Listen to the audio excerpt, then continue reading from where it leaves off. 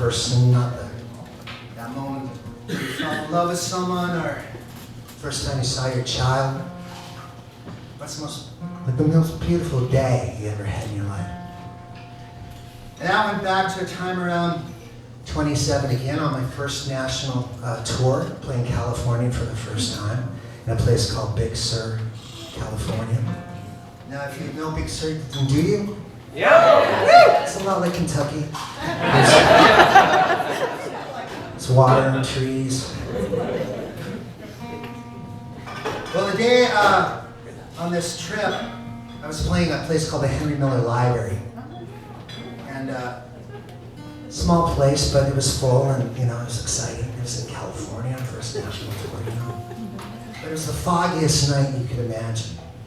Like the kind of fog where you walk through it and it leaves a tunnel in the shape of your body behind you. That kind of fog. It was so thick.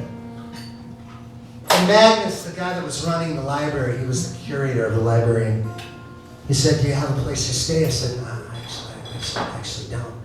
He said, "Well, you can stay up at the house where I caretake if you want. That's fine. It's about 6 miles away." And I said, "Sure." Now, if you've been on the Pacific Coast Highway outside of Big Sur, you know that it's you have to have a death wish really even to get on that road, because there's no guardrail and it's a 1,000-foot drop. The cliffs are falling right into the Pacific. It's gorgeous. But on a foggy night, it's the most harrowing drive you can imagine, and I'm following a guy I barely know, and I felt like I was on a missing scene from Deliverance, and I was going to lose a spleen somewhere halfway, and the liver when I got to the top. But he turned left finally, and then the brown dust of the dirt road was mixing with the gray of the fog, and then it was another 3 miles up this winding road, and then finally we broke out. And the stars were no competing lights, so the stars were like, the Milky Way just stretched up above my head. It actually looked like a dairy product. It was like skim milk. And there were stars popping.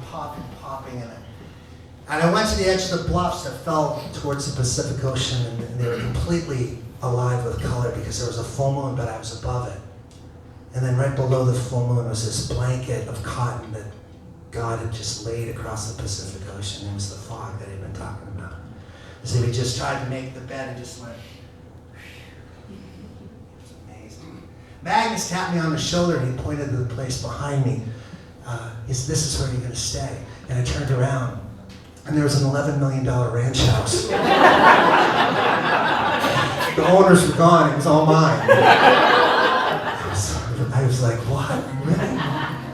Really? You sure you don't want me to sleep outside?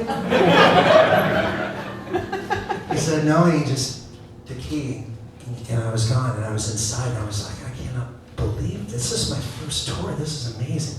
I woke up the next day, completely refreshed, as you can imagine. I went outside to the bluff again, and it's all blue sky, and there's the Pacific below, and the waves are crashing on the bluffs, and there's an infinity pool that goes right to the edge of the bluff. And there are 4 naked Californian women sunbathing. I gotta tell you, it's been downhill ever since. That kind of shit doesn't happen twice.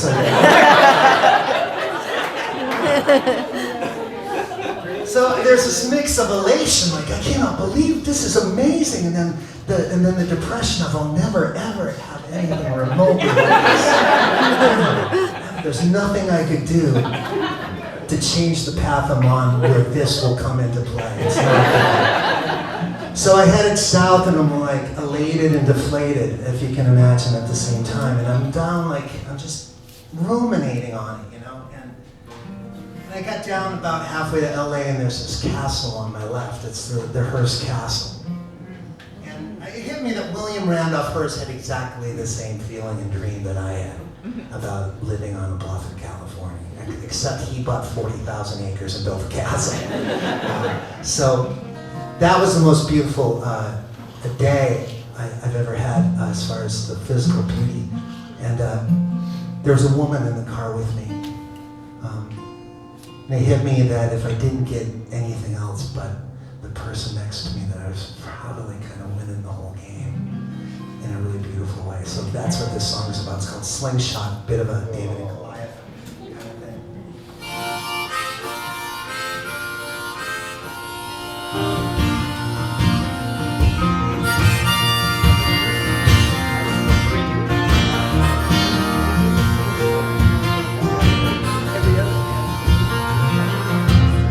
fog is up and the moon is rising, laying a blanket white on the ocean for you.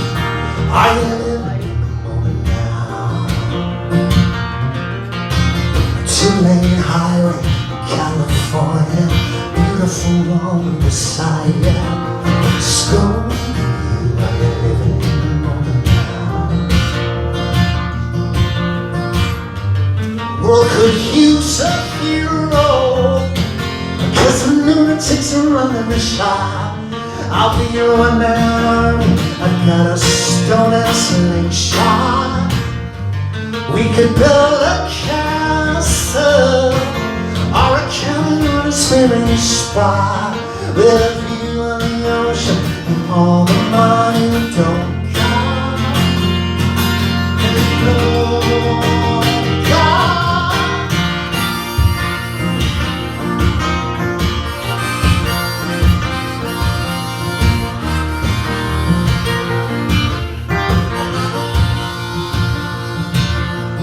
Where do you go when your faith gets weary?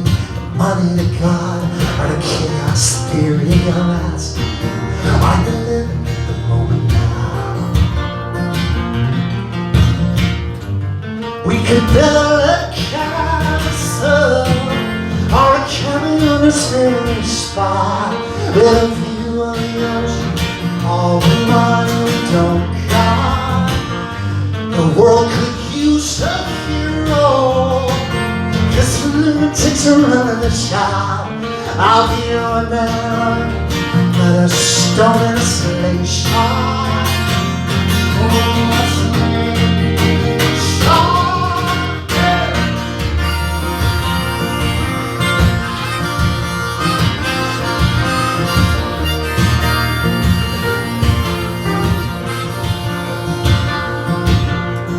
I like the way you feel beside me. It colors the way I see beauty. We could build a castle on a cabin on a swimming spot with a view of the ocean, all the money we don't got. Well, could use a hero, 'cause the lunatics are running the shop.